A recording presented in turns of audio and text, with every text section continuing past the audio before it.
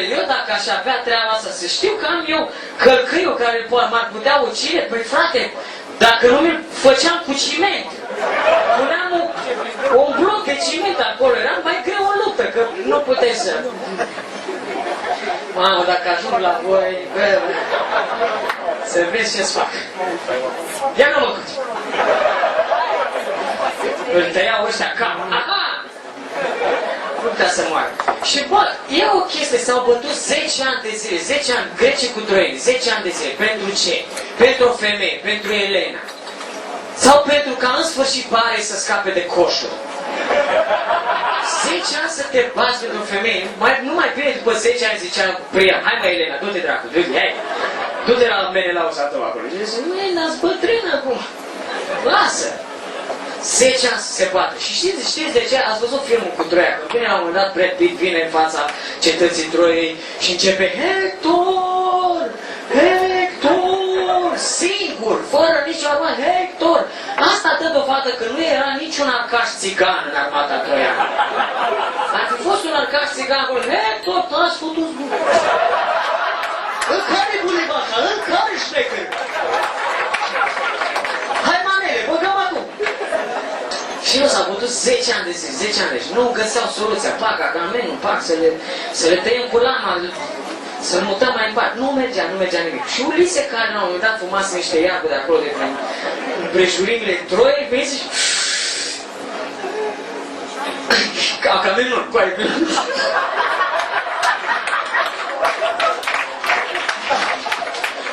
mamă, ești crec, nu?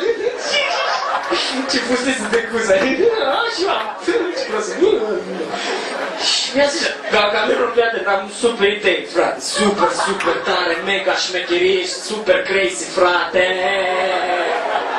Distrugem toate părțile, super, distrugem toate părțile, facem calmare. Ne băgăm toți în calul la mare și că surpriză. Gargamelul, bă, ce fuma, ia și ok, în fine, știi, și s-au băgat câțiva greci acolo în cal, ceilalți au zis, băi, Priam, știi ceva, noi plecăm, bă!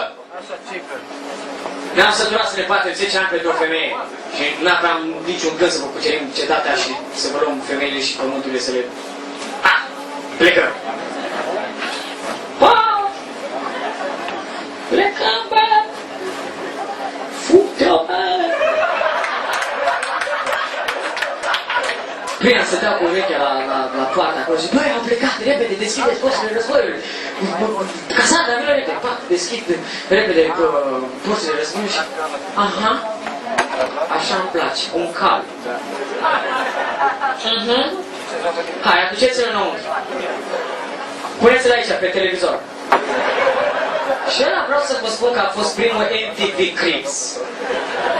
La MTV Troia a fost primul MTV Cribs și Priam, care era așa puțin negru, așa în atitudine, era yeah, this is MTV Troy.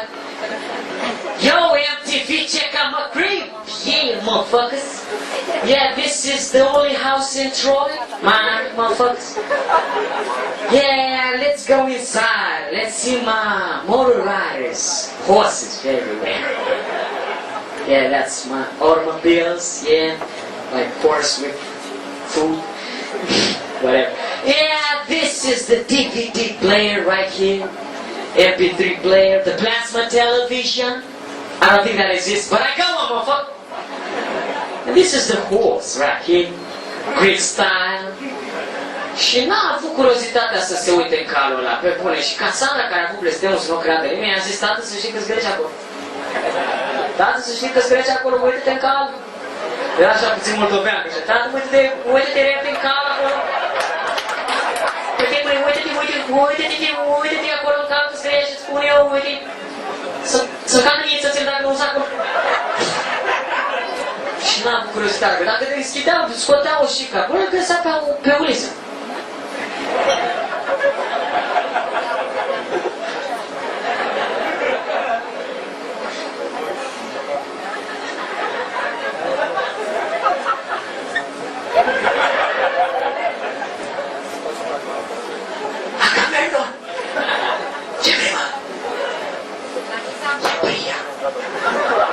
Se uite la mine. Fă ceva!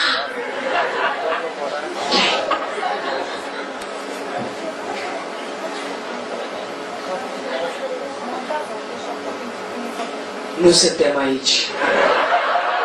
Nu suntem aici. Cred că așa au apărut și homosexuale, acolo îți dai seama că plecau câte 10 ani la luptă fără femei, fără nimic, erau acolo în cale, Petelaus. Ce? Știi cine e azi? E 14 februarie. Te super?